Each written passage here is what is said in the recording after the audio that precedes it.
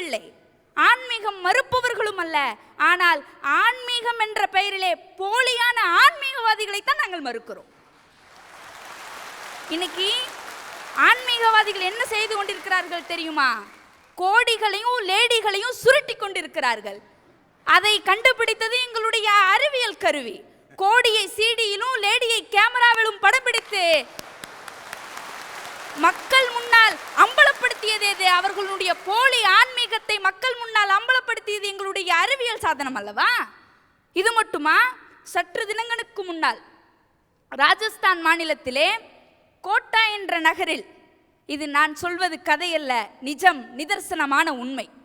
Quota என்ற நகரில் குல்தீப் சிங் என்பவர் தன்னை கடவுளினுடைய அவதாரம் என்று சொல்லிக்கொண்டு, இன்னைக்கு செய்தித்தாளில் என்ன செய்தி வந்துச்சு தெரியுமா? சிறுவர்களுடன் உறவு, சாமியார் கைது. இப்படிப்பட்ட ஆன்மீகவாதிகளை நாட்டை திருத்த போகிறார்கள். இதைத்தான் நாங்கள் மறுக்கிறோம். இப்படிப்பட்ட ஆன்மீகம் எங்களுக்கு தேவையில்லை. எங்களுடைய அறிவியல் தான் நல்ல மாற்றத்தை கொண்டு வரும். அறிவியல் இல்லை என்றால் உங்களால் ஒரு அணுவையும் அசைக்க முடியாது, தெரிந்து கொள்ளுங்கள். முதலில் வானை அளப்போம், கடல் மீனை அளப்போம், வையத்து நாடுகளில் பயிர் செல்வோம் என்று சொன்னான் பாரதி. அப்படித்தான் எங்களுடைய அறிவியல் இன்று உலகத்திலே பல பெரிய புரட்சி செய்து கொண்டிருக்கின்றது. தரங்கம்பாடி என்னும் ஊரிலே இளம் விஞ்ஞானி முரளி என்பவர் 10 ஆண்டுகளில் 300 அறிவியல் சாதனங்களை கண்டுபிடித்து சாதனை படைத்துள்ளார். அது மட்டுமா? அவர் கண்டுபிடித்ததில் நான் ஒன்றை மட்டும் உங்கள் முன்னால் வைக்கவா? கண் மற்றும் காது கேளாதோருக்கான மாற்றுத்திறனாளிகளுக்காக சமையல் செய்வதற்கு குக்கர் என்று கண்டுபிடித்து மாற்றுத்திறனாளிகளுடைய வாழ்விலே பெரும் மாற்றத்தை ஏற்படுத்தி இருக்கிறாரே. இது எங்களுடைய அறிவியலால் விளைந்த மாற்றமா, இல்லை உங்களுடைய ஆன்மீகத்தால் விளைந்த மாற்றமா? இது மட்டுமா? எத்தனையோ விஞ்ஞானிகள் எத்தனையோ அறிவியல் சாதனங்களை கண்டுபிடித்தார்கள். எலக்ட்ரானை கண்டுபிடித்தவர் ஜே தாம்சன், ஈர்ப்பு விதியை நியூட்டன் கண்டுபிடித்தார், புவியீர்ப்பு விசையை ஐசக் நியூட்டன் கண்டுபிடித்தார், சூரிய குடும்பம் கோபர்னிக்கஸ், அம்மைக்கு தடுப்பூசி எட்வர்ட் ஜென்னர், கதிரியக்கம் ஹென்றி பெக்ருவல், இன்சுலின் ஃபேண்டிங், குருடலுக்கான எழுத்துமுறை லூயிஸ் பிரெய்லி, இதயமாற்று அறுவை சிகிச்சை டாக்டர் கிறிஸ்டியன், தொலைபேசி கிரஹாம்பல், தொலைக்காட்சி JL Baird, radio Marconi, helicopter பிராங்கட், கால் பென்ஸ், ஜெட்விட் விமானத்தை பிராங்க் விட்டில் என்பவர் கண்டுபிடித்தார், நீராவி என்ஜினை ஜேம்ஸ் வாட் கண்டுபிடித்தார்.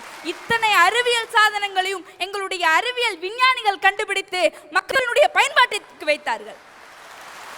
ஆனால் உங்களுடைய ஆன்மீகம் எதை கண்டுபிடிச்சது தெரியுமா? மழை பெய்வதற்கு முக்கிய காரணமாக இருப்பது மரங்கள்.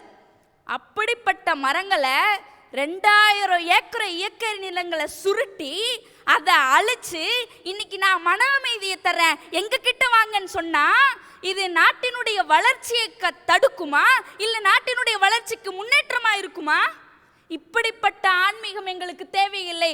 எங்களுடைய அறிவியல் தான் இதனை சீர்திருத்தி மக்கள் மத்தியிலே ஒரு மாற்றத்தை கொண்டு வரும். எப்ப மழை வரும் இன்னைக்கு சேட்டலைட் சொல்லுது, எப்ப புயல் வரும் சேட்டலைட் சொல்லுகிறது, எப்ப சுனாமி வரும் சேட்டலைட் சொல்லுகிறது. குழந்தை வளர்வதிலிருந்து மனிதன் இறக்கும் வரை அறிவியலோடு கலந்துதான் வாழ்கிறான். இப்படி அறிவியலை தள்ளி வைத்து உங்களுடைய ஆன்மீகத்தால் மட்டும் உங்களுக்கு வெற்றி கிடைத்து விடுமா? நடுவர் அவர்களே, இன்னைக்கு மனிதன் பறந்து கொண்டிருக்கின்றான். காலை சிற்றுண்டி கனடாவில், நண்பகல் உணவு நெதர்லாந்தில், மாலை தேநீருக்கு மலேசியா, இரவு உணவுக்கு இந்தியா என்று வானிலே பறந்து கொண்டிருக்கின்றான் இன்றைய மனிதன். இது அறிவியலால் ஏற்பட்ட மாற்றமா, ஆன்மீகத்தால் ஏற்பட்ட மாற்றமா? மருத்துவத்திலே பெரும் புரட்சி எங்களுடைய அறிவியல் செய்து கொண்டிருக்கின்றது. ஆப்கானிஸ்தானிலே ஒரு இளைஞன் கையை விபத்தின் மூலமாக இழக்கிறான். அப்பொழுது ஒருவர் இறந்து விடுகிறார். இறந்து போன ஒருவரினுடைய கையை அந்த இளைஞனுக்கு டிரான்ஸ்பிளான்டேஷன் டெக்னாலஜி மூலமாக பொருத்துகிறார்கள் என்று சொன்னால் இதற்கு காரணம் அறிவியலா, ஆன்மீகமா? நடுவர் அவர்களே, இந்த தேசம் எப்படிப்பட்ட தேசம்? ஆலையை மூடி புகையிலை சிகரெட் உற்பத்தியை தடுக்காமல் புகையிலை சிகரெட்டை நிறுத்த சொல்லும் தேசம் இது. மதுவிலக்கிற்கு ஒரு துறையை போட்டு காவலரும் கொடுத்து அவர்களுக்கு வெட்டியாய் சம்பளத்தையும் கொடுத்து சாராயத்தை அரசை விற்கும் வீணர்களினுடைய தேசம். வேலை வழங்க முடியவில்லை, இங்கே வேலை வாய்ப்பு அலுவலகம் எதற்கு வெட்டியாய்? இப்படிப்பட்ட ஒரு தேசம் இந்திய தேசம். பிளாஸ்டிக் பைகள் உற்பத்தி செய்ய பெட்டிகள் வாங்கி அனுமதி அளித்துவிட்டு யாரும் பிளாஸ்டிக் பை வாங்கி பயன்படுத்த வேண்டாம் என்று விளம்பரம் செய்யும் தேசம் இது. உழைத்து சாப்பிடும் மக்களை எல்லாம் காவல் செய்து வழிகாட்டாமல் லத்தி காட்டி வழிப்பறி செய்யும் வீணர்களினுடைய தேசம் இப்படி இந்திய தேசம். ஊழல் தடுப்பு, லஞ்ச ஒழிப்பு, காவல்துறைகள் எல்லாம் இருந்தும் ஊழல் லஞ்சத்தை ஒழிக்க முடியாத தேசம் என்ன தேசம்? பெரியோர்களே, ஒன்றை புரிந்து கொள்ளுங்கள். மக்கள் கொட்டாவி விடுகிற வரைக்கும் ஆன்மீகம் என்ற பெயரிலே அரசியல் நடத்தி இருப்பவர்கள் எல்லாம் ஏப்பம் விடத்தான் காத்திருப்பார்கள். பனிமூட்டத்தை விளக்கி சூரியன் எரிந்து எப்படி ஒளி தருகிறதோ அதே போல்தான் மக்களினுடைய அறியாமையை அகற்றி எங்களுடைய அறிவியல் புது மாற்றத்தை ஏற்படுத்துகிறது, நாட்டை முன்னேற்ற பாதையில் கொண்டு செல்கிறது. அதற்கு சான்றை உங்கள் முன்னால் வைக்கவா? இன்று இந்திய நாடு செயற்கைக்கோள் உற்பத்தியிலே முதலிடம், டிராக்டர் உற்பத்தியில் முதலிடம்.